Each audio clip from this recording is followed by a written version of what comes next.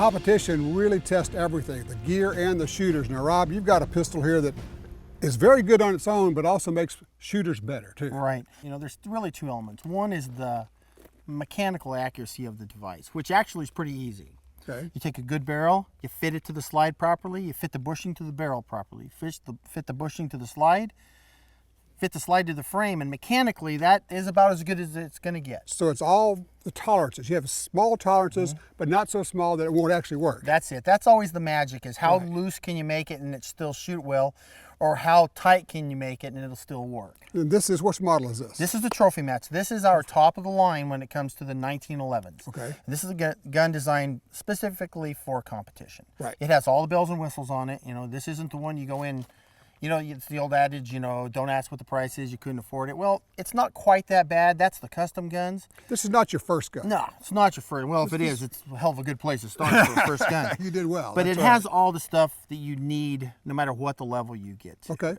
But when you talk about that accuracy, there's some things that you don't see when you're talking about group size.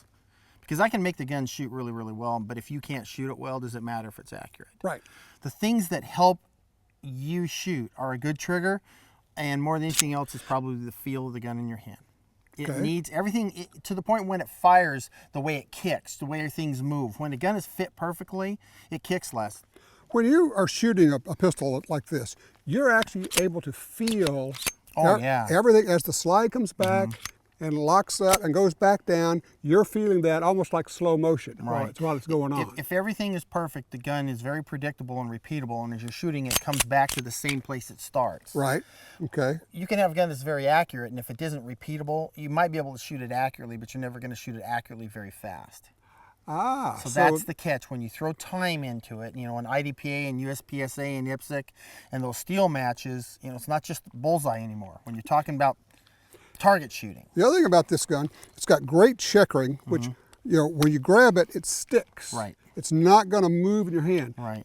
Why is it important to have a gun that stays where you've holding on to it? Well, when you're shooting really quick, not when you're shooting medium speed, when you're shooting really, really quick, you start memorizing the feel of the gun when it kicks and where it goes, and your hand returns you know, its position to a different spot. If the gun has moved in your hand, then the gun is not pointed the same place. You know, your hand moves like this and comes back. If the gun had moved in your hand, you're pointing your hand fundamentally. So you really have done everything you can do to this gun to make it accurate and shootable, which are two different things. Exactly. If you take fundamentally our most popular package are the loaded guns. Right. You put checkering in it, you make it slide the frame fit a little bit tighter, you fit the barrel better, you use a better barrel for it. These all drive the price up. Sure. But you have to ask yourself, if the gun shoots 3 inches at 25 yards or shoots 1.5 inches at 25 yards, does that make any difference if you're missing by 2 feet? Sure. You have to be a good enough shooter to take advantage of it. Right. Now anybody can stick it on the machine rest and shoot it, and every time this will shoot better than the other guns. Now when I shoot them and I'm trying to shoot quickly and or real accurately, I need all these little details. Right. You know, it's the little fine tuning that makes the difference. And that's you know, all this stuff has started off as custom operations. You take a standard gun and build all this through a custom shop, Tom, and it costs $3,000. I was going to say, there was a time when you would buy a straight up, out of the box, plain Jane gun, you'd send it off across the country and it would come back like this. Years later. Yes. That's the part you've got to remember. Now you just go and you can buy one ready to go. You can order it up and it's all there. You want to show me how this thing shoots? Let's see how well it shoots.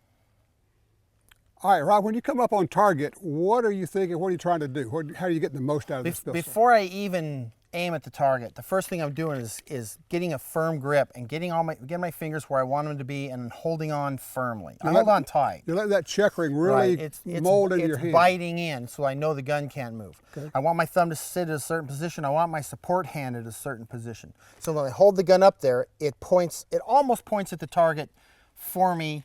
I just have to do a little fine tuning. Right. And then the next thing is I need the trigger pull to be very predictable and precise. Let's take a couple shots here, Tom.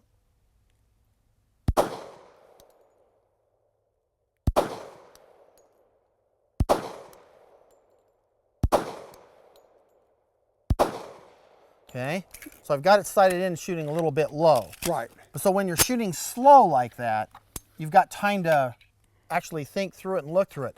But if I go on to that target again and shoot another magazine at it and pick up the pace a little bit, that's where you can really tell. Okay. Okay. Come up onto it, stop the gun from moving, and just concentrate on pulling the trigger.